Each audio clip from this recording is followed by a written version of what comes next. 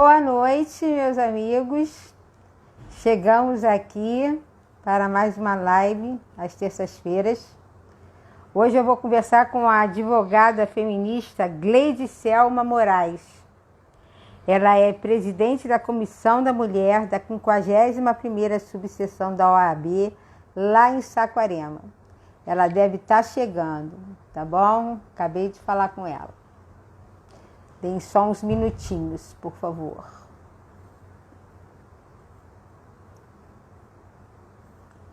Vamos chamá-la ela. Cadê a Gleide?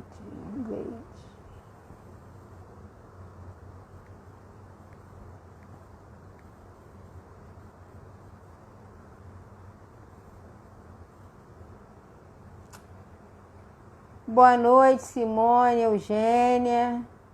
Chegando. O assunto hoje é interessante. Deixa eu colocar aqui, hein? Hoje é Lei Maria da Penha. Fixar aqui. Maria da Penha.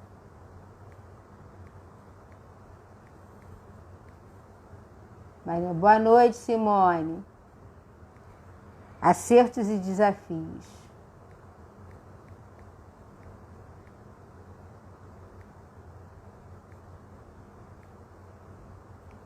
Só estou fixando a pauta aqui, tá?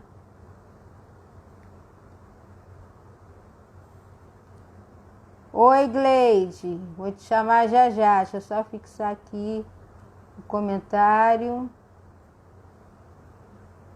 Vamos lá, Gleide. Boa noite, todo mundo que chegou aí. Aguardando a Gleide. Oi, minha querida. Oi, boa noite, Virgínia. Como é Boa que noite nós a estamos? todos e Boa todos. noite. Todos e todos. Quanto tempo que a gente não se vê, né? Alguns minutos. Alguns minutos. Tá É certo. verdade. Eu vou até reapresentar você aqui, porque algumas pessoas não tinham chegado no ar. A Gleide, ela é advogada feminista e ela é presidente da... Espera que falhou aqui. Comissão da Mulher da 50ª subseção da OAB de Saquarema. É isso mesmo, Gleide? Isso, 51, 51ª, que é de 51ª, Saquarema. que é de Saquarema.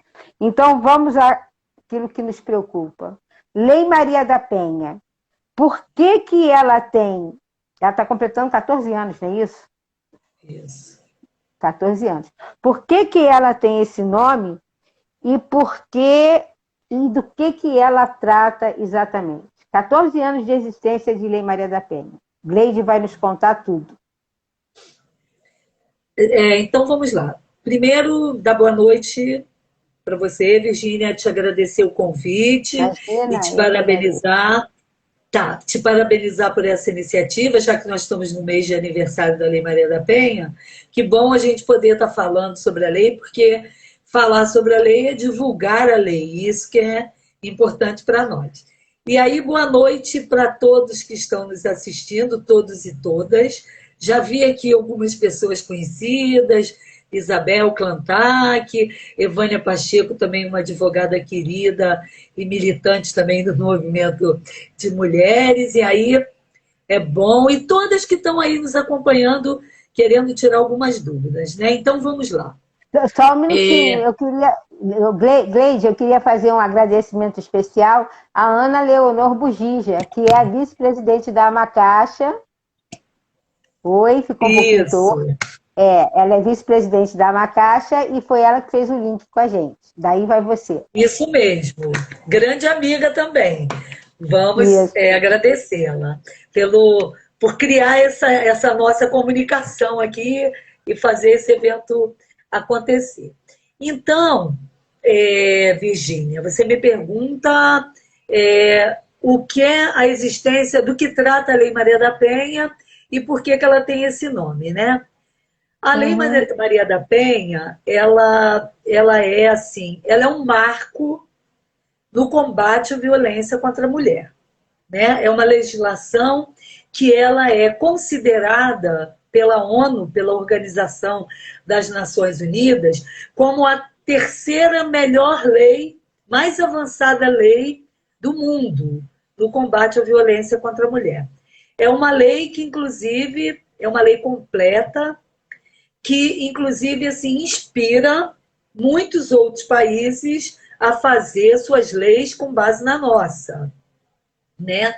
E ela trata da prevenção, do combate, da assistência à mulher vítima de violência e também, vamos dizer assim, da punição dos agressores. Né? Tem um aumento de pena para o caso da violência, da lesão corporal. Né? Nos outros casos todos, a gente sabe que a gente vai utilizar lá o Código Penal. Mas, assim, tem inúmeras inovações que dentro do nosso processo penal não existia, que foi criado pela Lei Maria da Penha. Então, assim, ela vai falar dos tipos de violência contra a mulher, onde essa violência acontece, quem pratica essa violência, né? E vai dizer da proteção a essa mulher vítima de violência quando ela denuncia essa violência praticada por esse agressor. A Lei Maria da Penha, eu estou botando aqui só para não esquecer de falar nada, a Lei Maria da Penha, numa pesquisa feita pelo Data Senado, ela foi considerada pelas mulheres pesquisadas, 87% das mulheres pesquisadas disseram que 87% conhecem a lei ou já ouviram falar da Lei Maria da Penha, né? Aí a gente pensa assim, caramba, 80% das mulheres pesquisadas conhecem a lei ou sabem do conteúdo dela, mas em contrapartida, nós estamos no 5º lugar no ranking mundial de violência contra a mulher. Quer dizer, é um contrassenso, né? A gente ainda está numa posição tão alta nesse ranking mundial. Então, a gente tem, assim, segundo os dados do Fórum Nacional de Justiça, comparando abril de 2019, o abril de 2020, abril de 2019, essa comparação, houve um aumento de 35%, quase 36%, 35,9% de violência cometida contra a mulher do ano passado para esse ano. Aí a gente tem, por exemplo, absurdamente, o crime de feminicídio de 2019 para cá, nós temos aqui, em São Paulo, 46% de aumento de março para março desse ano. No Acre, 100% de aumento. No Rio Grande do Norte, 300% de aumento de mulheres mortas. E no Mato Grosso, 400%. São índices assustadores, são índices que incomodam muito para nós, mulheres feministas, que lutamos por uma vida livre de violência, a gente assistir, verificar e constatar índices assim tão altos. Aí a gente pensa assim, acho que só fazer um destaque que eu falei de feminicídio, e eu não sei se todo mundo sabe o que é o crime de feminicídio. O feminicídio vamos dizer assim, uma qualificadora do crime de homicídio. O homicídio está previsto lá no artigo 121 do Código Penal, matar alguém. Agora, o feminicídio foi criado por uma lei 13.104 em 2015, que ele diz assim, é uma qualificadora matar uma mulher se essa violência é cometida por conta da violência doméstica ou familiar, ela é mulher, ex-mulher, companheira, ex-companheira. Essa violência acontece nesse âmbito da relação afetiva, da relação de parentesco, nesse contexto da violência doméstica familiar. Ou é um crime por discriminação porque ela é mulher, ou é um crime por desprezo porque ela é mulher. Então, assim, ela está sendo morta porque ela é mulher.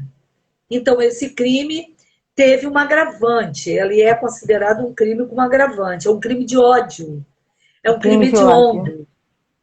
Então esse crime, por ser o feminicídio, o crime de homicídio, ele começa com uma pena de 6 e pode ir a 12 anos. O crime de feminicídio, ele já começa com 12 e vai até 30. Então ele já tem, praticamente, o início dele já é com 12 anos de reclusão. Por quê? A gente tem que banir a violência contra a mulher. Uma mulher não pode morrer porque ela quis se separar desse marido, esse marido não concordou com essa separação. Esse homicídio não é um homicídio comum, não é um homicídio que aconteceu na rua, porque ela foi assaltada e ela morreu por conta de uma violência urbana. É diferente essa violência. Então, vamos lá. Então, falei para vocês dessa pena. Então, a violência, ela, agora nesse momento de pandemia, ela aumentou. Aumentou por quê? Aumentou a tensão, aumentou o risco, porque ela está mais tempo dentro de casa, pelo menos nesse contexto de dentro de casa, né? Esse agressor, ele está mais tempo vigiando, ele está mais tempo com ela. A mulher não pode pegar o telefone para ligar, para poder pedir socorro, para fazer uma denúncia. Então, a gente sabe, inclusive, que também pesquisas demonstram que o número real de registros ele não chega a 10% das ocorrências de fato. Quer dizer, a violência é muito maior, é muito mais ampla do que a gente pode imaginar. O que a gente tem de registros oficiais não são os registros de fato. Então, é muito mais assustador do que a gente pensa, né? Então, assim, poucos avanços. Embora tenhamos uma lei excelente, perfeita, mas os muitos avanços... desafios. Muito desafio. Deixa eu só concluir porque o poucos avanços. Conclui. E depois vou falar porque o número da penha, mas você pergunta antes. Os poucos avanços são por quê? Nós temos um problema que é estrutural, que é a cultura machista. E se a gente não mudar essa cultura machista, a gente não vai atingir esse patamar de igualdade entre homens e mulheres.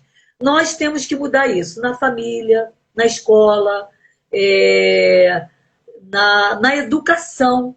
Então, assim, essa estrutura do que o homem domina a mulher, ele é dono do corpo da mulher, e quando ele sente que esse pertencimento está sendo interrompido, ele se sente autorizado a ceifar a vida dessa mulher, a lesionar a vida dessa mulher, a violar a vida dessa mulher. Então, enquanto a gente não combater e mudar essa cultura machista, a gente ainda vai ter um grande caminho a percorrer. Quer dizer, é lento mesmo, mas temos muito a fazer ainda. Mas pergunte. Não, porque ficou muito saltou aos olhos, né? A questão dos índices aumentarem muito, apesar da gente ter uma lei que é a terceira melhor lei do mundo. E aí o que eu queria perguntar, onde é que está essa falha? Está no judiciário? Está na omissão da mulher? Ela é na subnotificação? Porque não é possível você ter uma lei que é quase um exemplo mundial, quase um exemplo global, né? E em contrapartida você ter um aumento exorbitante de mulheres que são... Ou é a certeza da impunidade? Olha, eu acho que tem muitos fatores, tá? Primeiro, assim, o ciclo da violência que a mulher sofre, ela tem fases. Então, é uma fase que às vezes começa por um tapa, por um empurrão, por uma ofensa moral, e isso vai às vezes agravando, aí depois tem um pedido de desculpa, e aí tem a esperança de que as coisas vão melhorar, e aí a mulher dá mais uma chance, e aí tem a dependência econômica, tem uma série de questões. Às vezes a gente tem uma lei excelente, a gente propicia e estimula a denúncia, mas que equipamentos a gente tem para proteger essa mulher e para dar segurança e assistência a ela? A gente não tem ainda esses equipamentos todos para essa mulher falar assim, tá, eu vou denunciar, e para onde eu vou? Vou morrer se eu ficar em casa? eu denuncio ele, o que eu faço? Para onde Você eu está vou com falando de essas abrigos? crianças? Está falando de De abrigos? abrigos, de casa de assistência. A gente precisa de emprego, de habitação. Não é só abrigo, né? Para onde ela Hum. vai? Se ela de repente sair dessa casa, ela precisa de programas sociais que a ampare, que dê assistência, para que ela possa ter atitudes positivas e estimular a saída. Não adianta apenas o estímulo à denúncia. Se ela faz a denúncia e depois volta para casa. Então, muitas não se sentem assim protegidas a denunciar porque não encontram talvez essa estrutura. E outra coisa, ela às vezes precisa de muita informação para poder saber quais são os direitos, porque isso empodera. Preciso saber quais são os meus direitos, como é que eu posso agir.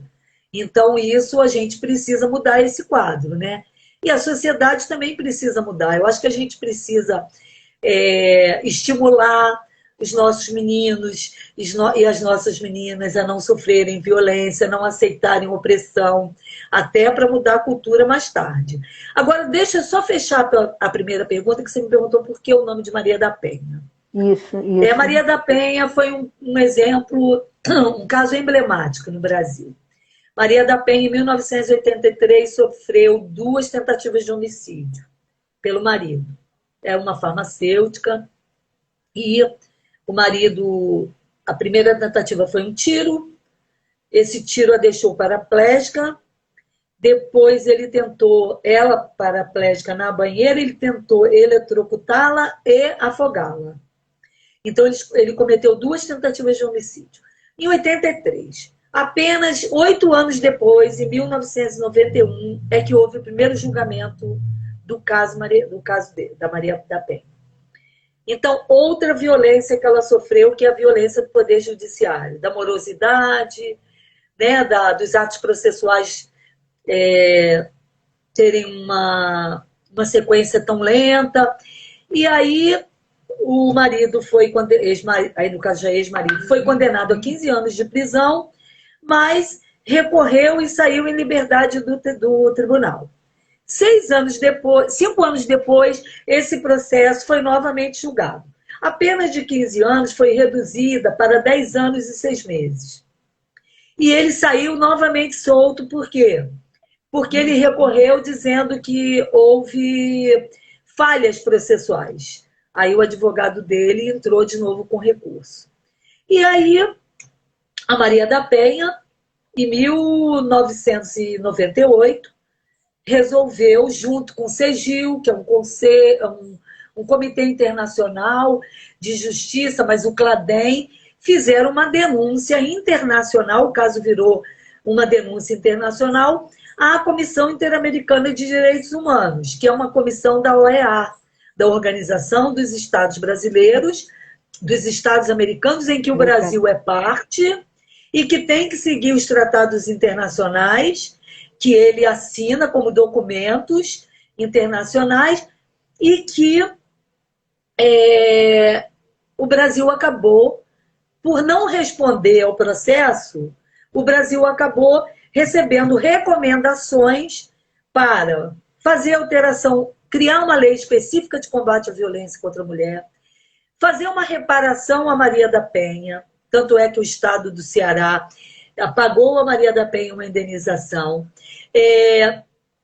capacitações para os policiais, civis, militares, poder judiciário, todo mundo que trabalha com a mulher vítima de violência precisava ser capacitado para não ter tolerância com a violência contra a mulher.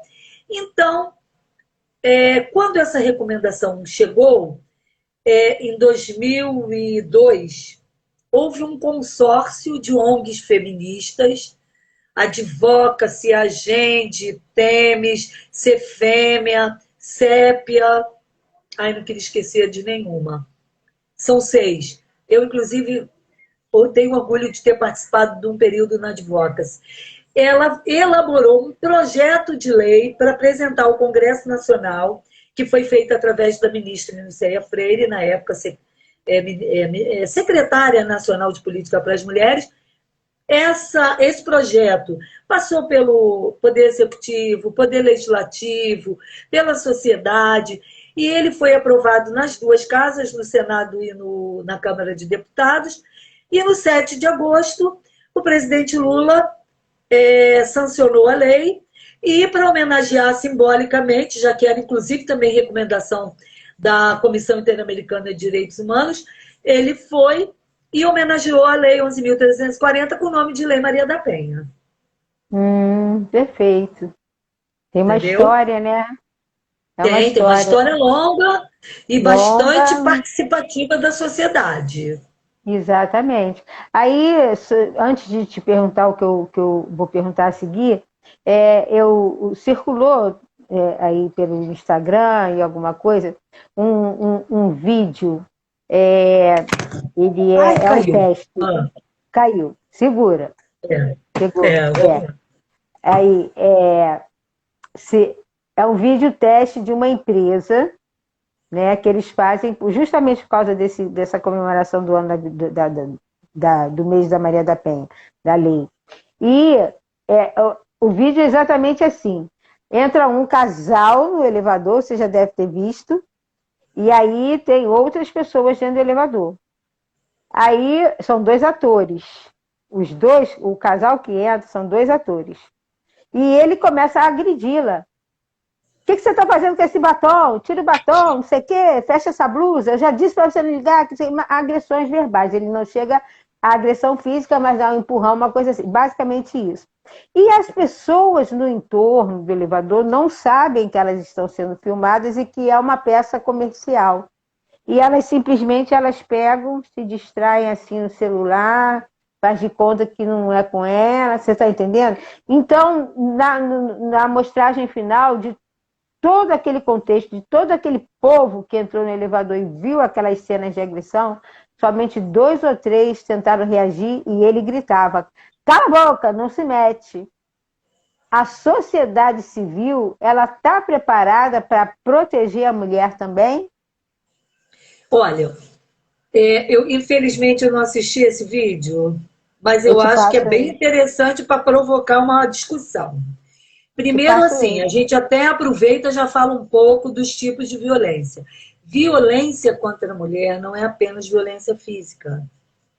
Ela é moral, ela é patrimonial, ela é psicológica, ela é sexual e ela é física. Então, às vezes, até a própria mulher que sofre essa violência nesse contexto que eu falei, ela nem sabe, ela não se percebe vítima de violência porque ela acha que um xingamento, que uma humilhação, que uma proibição do direito de você ir e vir, de você estar com seus parentes, com seus amigos, de você estudar, de você optar pela religião que você quer, que você querer ou não ter relações sexuais, ou usar ou não contraceptivos. Tem, né? Aí a gente vai falar, é violência sexual, é violência psicológica.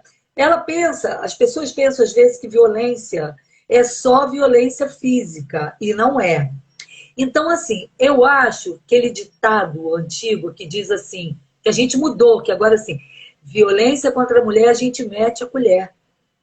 Mete a colher até porque o próprio Superior Tribunal, o STF, já julgou que quando eu ouvir, se eu ouvir aqui o meu vizinho, ou se houver um casal, ou né, 2 mulheres aqui, eu ouvi uma bater na outra, ou a mãe bater na filha, ou o irmão bater na irmã, eu posso ligar para o 190 e denunciar. Eu posso meter a colher assim.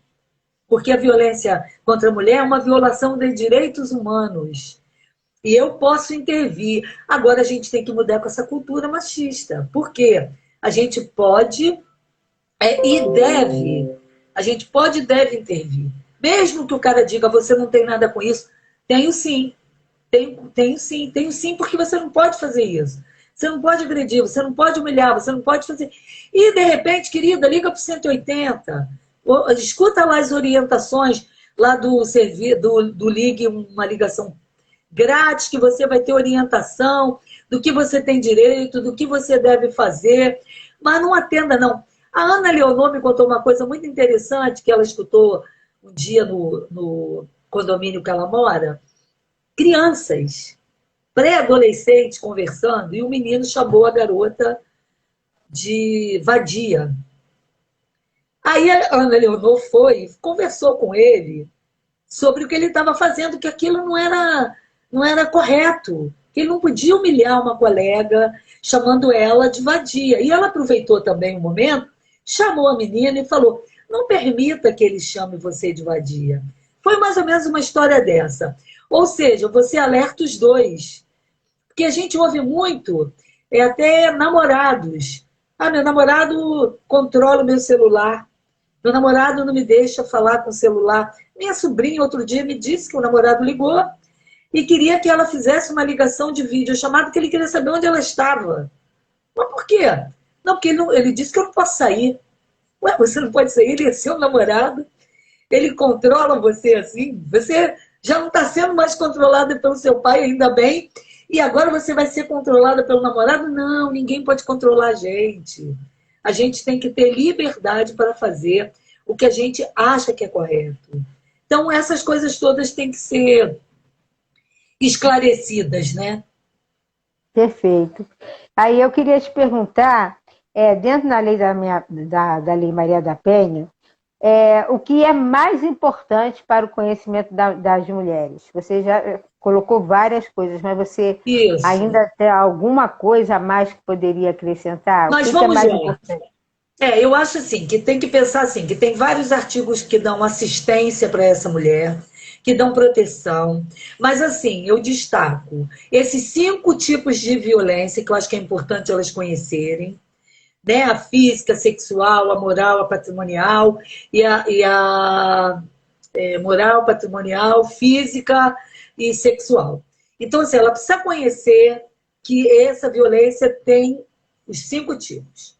Qualquer ação que cause lesão, que cause lesão física, moral, patrimonial, é considerada, né, tem uma violação desses direitos, é considerada violência.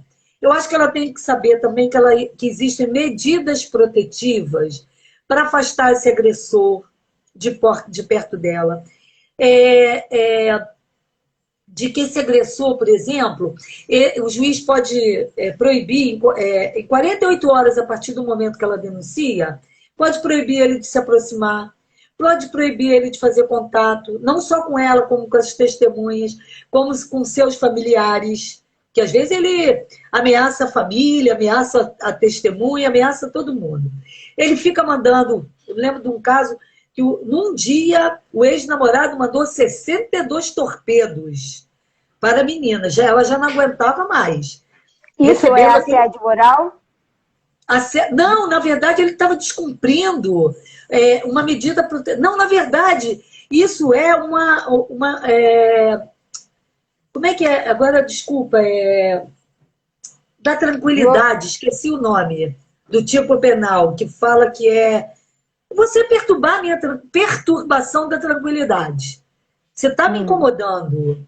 Por quê? Eu não quero mais que você me ligue. Então, eu posso pedir ao juiz que você não me ligue, que você não me mande e-mail, que você não faça contato comigo pessoal, nem comigo, nem com meus parentes, nem... Eu posso pedir proibição ou limitação das visitas aos filhos, se a gente tiver filhos juntos. Eu posso pedir a suspensão do porte de arma, a restrição do uso da arma, da posse e do uso. Eu posso pedir que você não frequente os mesmos lugares que eu frequento e que mantenha uma certa distância de mim, para que eu me sinta mais segura. E eu preciso saber também, que eu acho que é importante, que quem é esse agressor? Quem é essa vítima? Onde ocorre a violência? Ocorre com maridos, companheiros, namorados, atuais e ex, que são as relações íntimas de afeto. Elas podem acontecer nas relações de parentesco. O agressor ou a agressora não precisa ser mulher, tá? Pode ser uma mãe que bata na filha, pode ser uma irmã que bata na outra irmã. A vítima, sim, sempre tem que ser mulher. por enquanto é isso, não ampliamos ainda esse conceito, a violência à mulher. Então, o sujeito passivo nessa relação é a mulher. Então, assim, o cunhado, então essas relações de parentesco. Então, a sogra, o sogro, qualquer pessoa que tem uma relação de parentesco, tanto consanguíneo como por afinidade. O padrasto, a madrasta, então a gente amplia. E outros, assim, as que vão na sua residência temporariamente, esporadicamente. A empregada que vem aqui, uma vez por semana, se ela for agredida pelo meu marido, ela é vítima de violência doméstica contra a mulher. Tá? A minha prima, que veio passar uma semana aqui, se ela for agredida nesse meu ambiente doméstico, ela também é uma vítima de violência doméstica, nem que ela seja até uma amiga ou conhecida. Então, assim, é preciso conhecer esse contexto de quem é que pode ser essa vítima. Né? Eu acho, assim, esse é o mais importante. Assim, nesse momento, para a gente destacar. Entendi. Agora, e tem muitas outras coisas. Doutora Gleides, deixa eu te falar uma coisa aqui. Eu entendo tudo isso, mas na prática, eu vejo diferente. Por quê? Porque você entra com medida protetiva, o cara não cumpre. Às vezes você tem uma vítima de feminicídio, quando você vai ver, ela tem 5 ordens de medida protetiva. Tem algum buraco aí, e isso vai no nosso tema de acertos e desafios, que não está fechando.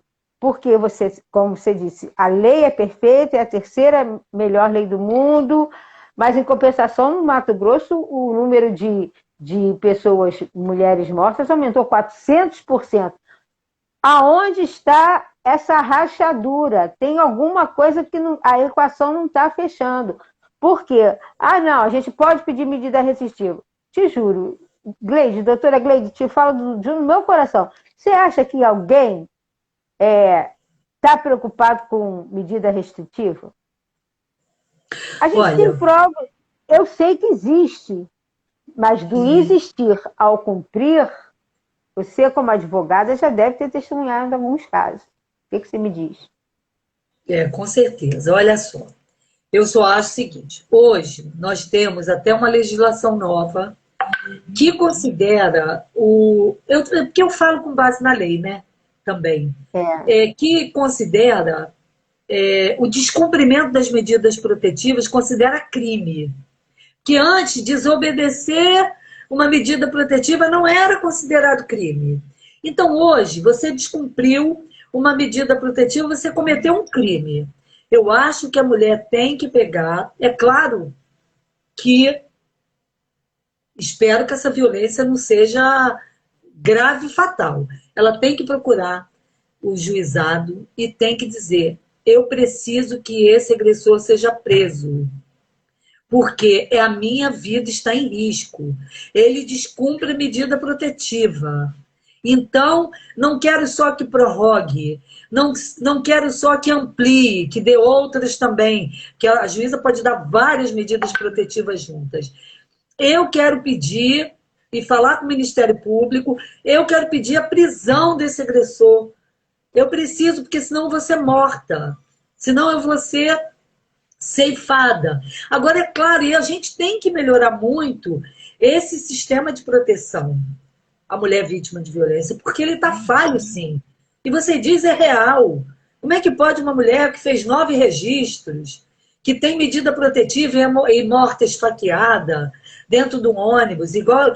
Olha, são tantos casos que a gente até se perde de tantas notícias que a gente ouve de mulheres mortas e que fizeram denúncia e que não tem essa proteção efetiva. Então, eu acho assim, vamos ter proteção efetiva? Vai ter um policial diariamente?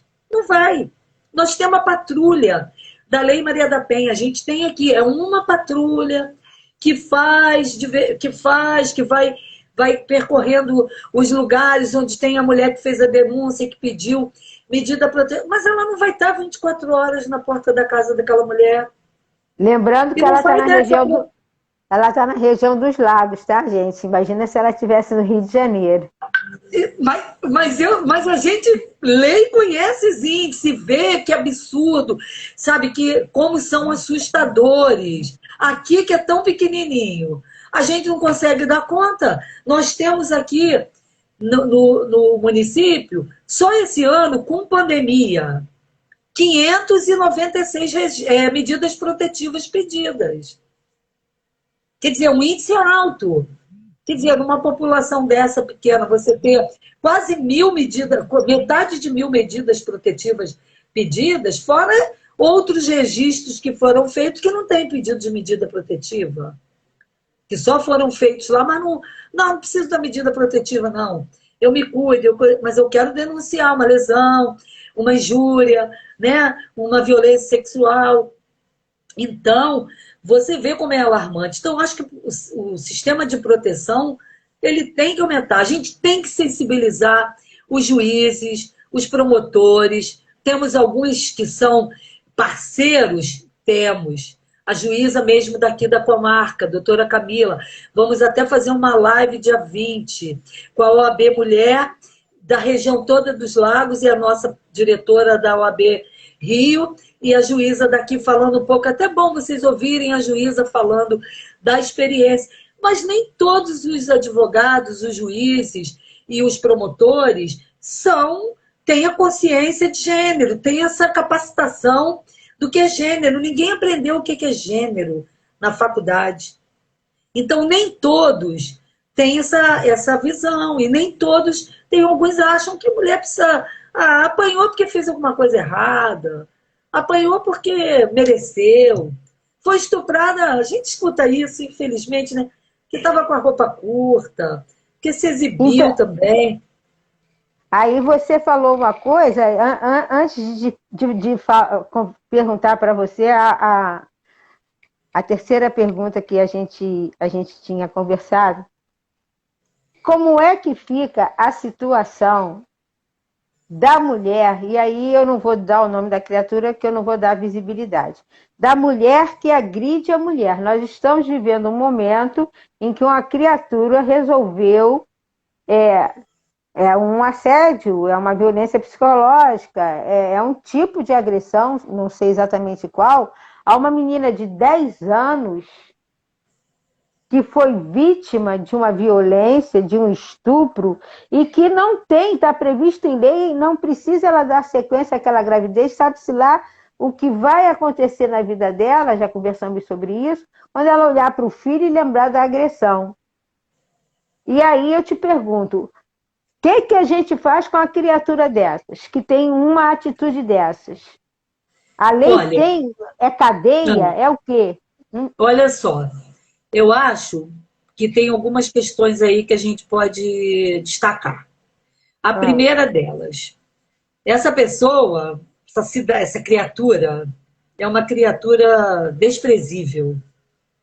É uma criatura que está naquela ala do ódio, né? Naquela ala que talvez esteja querendo até tirar proveito político dessas atitudes. Mas, na questão, assim, da atitude dela em relação à menina, primeiro, assim, um absurdo. Primeiro, a gente precisa saber várias coisas. Quem foi que deixou vazar o endereço o nome dessa criança? Essa criança é protegida pelo Estatuto da Criança e Adolescente. E o artigo 17 fala do sigilo. Então, a violação disso, ela já cometeu esse crime, então, porque ela pegou o nome da menina e divulgou o nome da menina. Segundo, divulgou o nome do hospital onde a menina estaria fazendo a interrupção da gravidez, que é direito dela, porque é um dos únicos das duas permissões legais para se interromper a gravidez, que é resultante de estupro e quando é para preservar a saúde da mulher. Então, ela estava fazendo aquilo legalmente, autorizada, inclusive, pelo Poder Judiciário. E aí, a criatura que você está falando, ela também estava fazendo uma excitação ao crime. Por quê? O que ela estava querendo levar as pessoas para a porta do hospital? Para quê?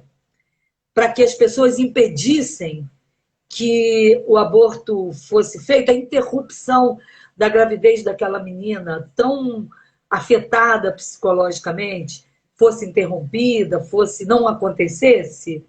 Então é muito triste. Eu, se fosse o ministro Moraes, Ricardo Moraes, ai meu Deus, que falha minha. O ministro que está com o processo dela, eu pediria a prisão dela, pela ordem pública, pela paz pública, entendeu? Pela ordem pública e pela paz, porque essa criatura na verdade, um perigo para a sociedade. Agora, eu acho até mais grave a questão da infração e da violação do Estatuto da Criança do que até da Lei Maria da Penha, embora também violou. Porque há uma pressão psicológica que foi feita na menina, e isso aí é uma violação psicológica. Agora, eu acho assim, que os crimes assim, mais fortes, mais graves, foram cometidos no Estatuto da Criança e do Adolescente. Entendi. E por ser mulher, por ser uma menina, entendeu? Ela não poderia... na verdade, ela está infringindo a Lei Maria da Penha também, ao meu ver, também. Mas a violação do Estatuto da Criança e do Adolescente é muito mais grave. Perfeito. Você está lidando com uma criança vulnerável. Tem menos de 14 anos que foi violentada durante 4 anos por um tio. É uma das violências mais graves na violência sexual, é o estupro. E ele acontece, né, grande parte por parentes, por pessoas próximas. Aí, eu não vi nenhum movimento para prender, naquele momento, o violador da menina, o tio da menina. Por que não foi para uma porta de uma delegacia para pedir a prisão dele, urgente? Apesar de que a polícia lá foi super competente, pegaram ele em Minas na noite de ontem, madrugada. Mas, de qualquer forma, cadê esse movimento mais assim, nesse sentido? Não. Então, eu acho que essa pessoa tinha que estar presa. Entendi. Quando você tem conhecimento de algum caso de agressão de mulher contra mulher que tenha resultado em feminicídio? Ou sempre o feminicídio é causado pelo homem? Porque a mulher, ela tem uma tendência natural a acreditar na mulher, né? As mulheres são companheiras e se protegem, se defendem, e aí a guarda baixa. Mas, Virgínia, presta atenção. Mas presta atenção. A relação entre duas mulheres acaba que reproduz um pouco esse papel de homem e mulher. Assim, uma às vezes é mais agressiva que a outra. E acontece, é claro que a gente verifica nas pesquisas que a violência, ela acontece assim, com a rotina maior é que o agressor seja o homem, do que mulheres, do que mãe, com a filha, não é só relações homossexuais. Então a gente tem da mãe bater na filha, da tia bater na sobrinha, mas assim, esses índices em relação ao homem é menor. Então acredito que nos casos de feminicídio, também em relação às relações homossexuais, sejam menores que as relações heterossexuais. Entendeu? E até porque também no feminicídio não é só na relação doméstica, é na relação também por causa da condição de mulher. Eu acredito, inclusive, que mulheres lésbicas podem morrer e seja considerado feminicídio, mesmo ela tendo uma orientação sexual diferente. Né? Você está entendendo? Tô. Mas, assim, eu não tenho conhecimento desses índices. A gente pode até dar uma pesquisada, mas acredito que tudo que a gente vê, o índice maior é o homem. É o homem sendo esse agressor. Perfeito. E aí, eu queria te perguntar, quando o bicho tá pegando, quando a mulher quer sair da relação que é violenta, como é que ela deve iniciar o rompimento contra essa relação? Tem que ter um start. Ela não pode ser Ela lançada de tem, repente. O que que se ela tem, orienta? ela tem que observar sinais. Tem lá aquele filme, uma série que é Mulheres de Aryan, que fala muito isso. A gente tem que observar os sinais. Olha, eu vou contar um caso sucintamente.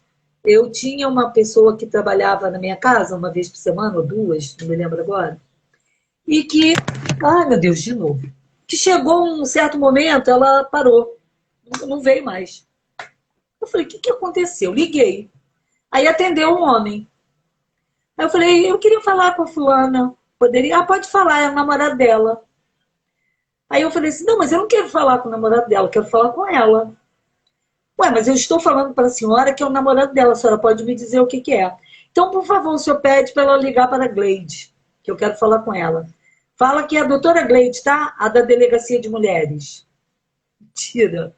Falei assim, porque eu falei, pô, esse cara é autoritário e tudo mais.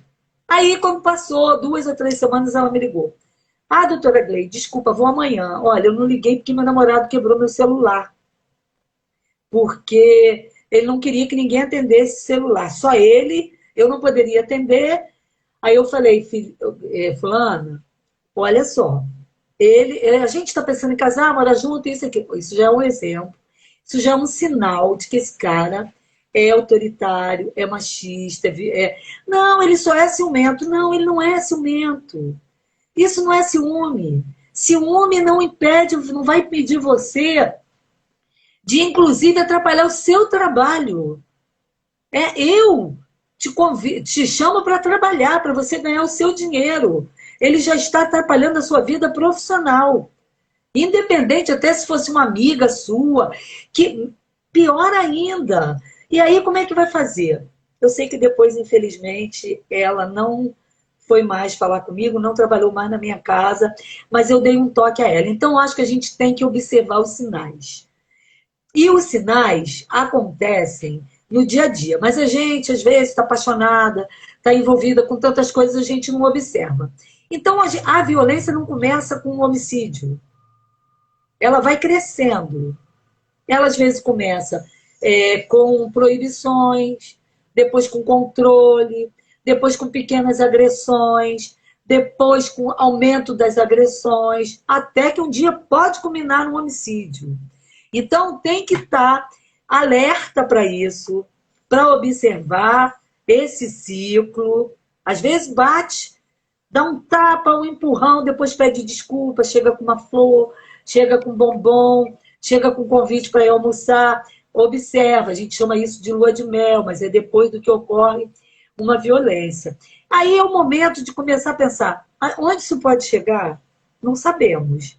Cada mulher vai ter que sentir esse esse agressor, ver como é que ele trata a mãe, como é que ele trata a família, como é que ele se relaciona. Por quê? Porque se você E travou. Deu uma travadinha na sua conexão. Ai, que pena. Que passa? Gleide, volta, Gleide.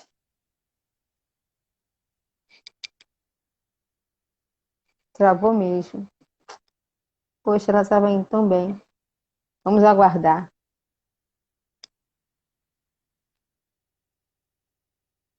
Oi, agora sim, deu uma travada boa, mas tá, vai.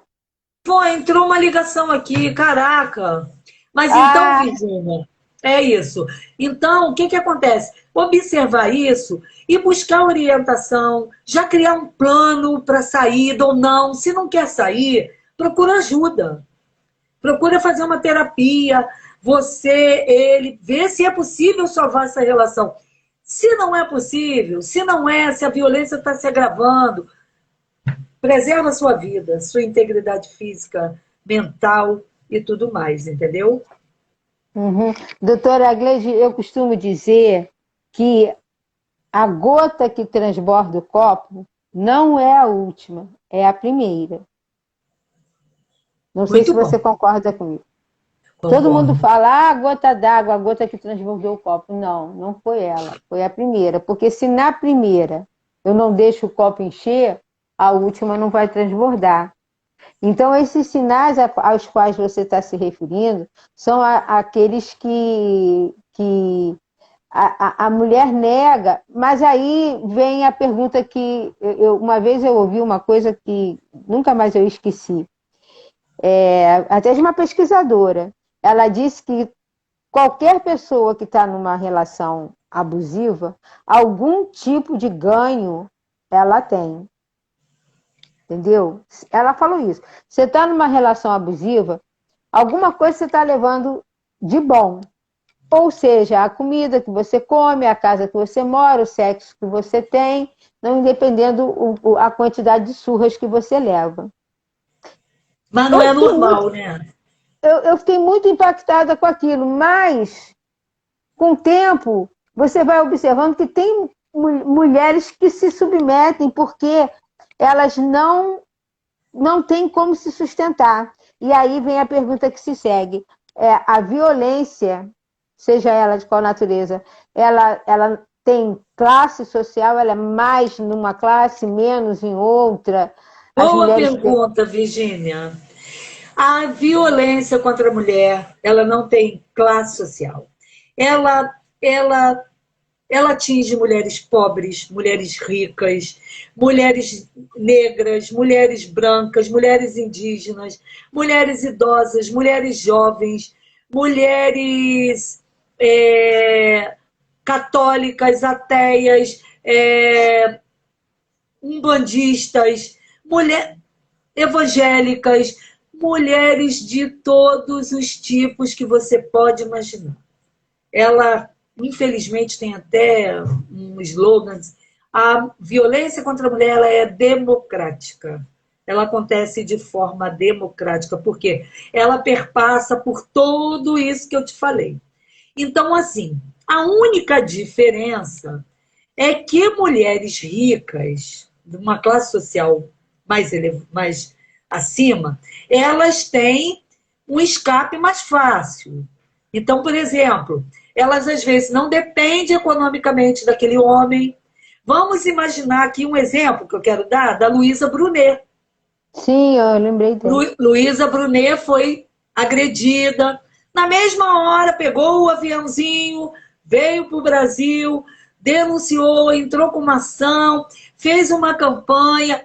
Mas é diferente da Maria, da Jurema, que não tem para onde ir, não tem onde morar. Então, muitas das vezes, eu discordo dessa pesquisadora, que eu não sou pesquisadora, que você tem um Eu ganho. também, Eu acho que a mulher tem medo. Eu acho que a eu mulher, às também. vezes, sobrevive daquele. Financeiramente depende daquele homem. E o seguinte, quando a mulher é muito tempo vítima de violência, ela vive no isolamento, ela vive numa condição de submissão e subalternidade que ela não consegue ter autoestima, nem para se ver como mulher, para ter condição de sair dali. Eu me lembro que lá no CIAM, Centro Integrado de Atendimento à Mulher, eu atendi uma mulher de 75 anos que viveu mais de 50 anos de violência. Ela viu a filha, que já era policial, ela viu a filha ser violentada sexualmente durante os anos e não fez nada.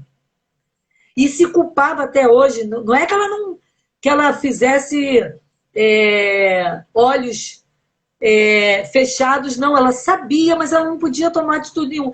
Sabe quando que ela se livrou desse homem? Quando ele Ela morreu. matou ele. Quando ele Não, quando morreu? ele morreu. Porque Ah, ela não pai. conseguiu sair. Ela só ficou livre depois que ele faleceu. Mas ela foi procurar ajuda no CEDIM porque ela estava tão desestruturada psicologicamente que ela precisava de ajuda. Porque ela ainda queria, com aquela idade, ser feliz. Eu quero viver. eu quero, sabe, participar de um grupo psicológico, eu quero ter amigas, porque eu quero fazer alguma coisa da minha vida, porque eu não fiz nada da minha vida. Então, assim, eu acho que a situação permanece por inúmeros, sabe, inúmeros problemas, dificuldades, porque eu acho que ninguém gosta de sofrer, ninguém gosta de apanhar, de ser violentada, de ser humilhada, de ser constrangida. Não acredito que um ser humano normal se submeta a isso. E não acredito que as mulheres sejam seres de segunda categoria e se submetam a isso, porque querem. Eu acho que elas têm dificuldade mesmo de sair. Tá certo. Meu amor, tá um prazer imenso falar contigo, mas você sabe que o Instagram nos dá um tempo, né? E aí eu vou deixar... Primeiro eu quero te agradecer imensamente ter aceito o convite. Você é uma pessoa maravilhosa. Obrigada. A gente já tinha conversado, né? E realmente eu estou muito feliz e por tabela agradeço a Ana, que é minha amiga também há muitos anos. E obrigada mesmo, que você possa ter oportunidade de voltar aqui para conversar conosco. E vou deixar aí que você se despeça das pessoas e deixe alguma palavra, alguma coisa. Nós ainda temos aqui 3 minutinhos para você ficar à vontade.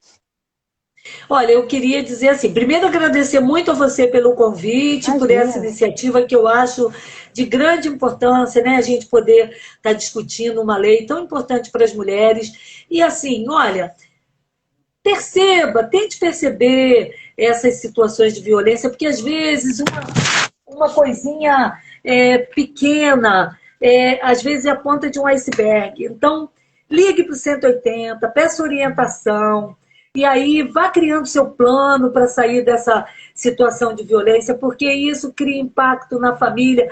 Quando a gente pensa que manter essa relação por causa dos filhos, ou por qualquer outra questão, às vezes a gente está apenas prolongando o sofrimento, prolongando as crises e criando problemas psicológicos em todos. Então, assim, eu acho que tem que perceber isso e tomar uma atitude positiva. Denuncie e procure no 180 quais são os órgãos, as instituições que podem te dar apoio na tua cidade. Seja ele em qualquer cidade, porque esse número é nacional. Nacional. Então fica aqui. E é gratuita a ligação. E eu posso ligar, por exemplo, também. Você pode ligar, a ligação é gratuita, você pode perguntar tudo que você quiser, você vai ter orientações e pronto. E você do Rio, o CEDIM é um órgão sensacional, que você também pode pedir orientação e pedir, convide as conselheiras também para falar, é muito importante. Esclarecedor. Ótimo. E fortalece as redes de cada estado, entendeu? Eu acho que é importante a gente fazer isso. Virgínia, foi ótimo. Um imenso beijo, obrigada. Depois você pode passar meu nome, se a mulherada quiser alguma dúvida, tiver alguma dúvida, quiser algum esclarecimento específico, pode divulgar que eu respondo. Tá bom, pode deixar. Tá bom? Eu vou fazer isso. Muito obrigada, tá? Um beijo, uma boa noite para você. Fomos britânicas no horário. Perfeito. Isso aí. Beijo. Um beijo, obrigada. Tá bom. Tchau, gente. Tchau. Boa noite para todos. Boa noite.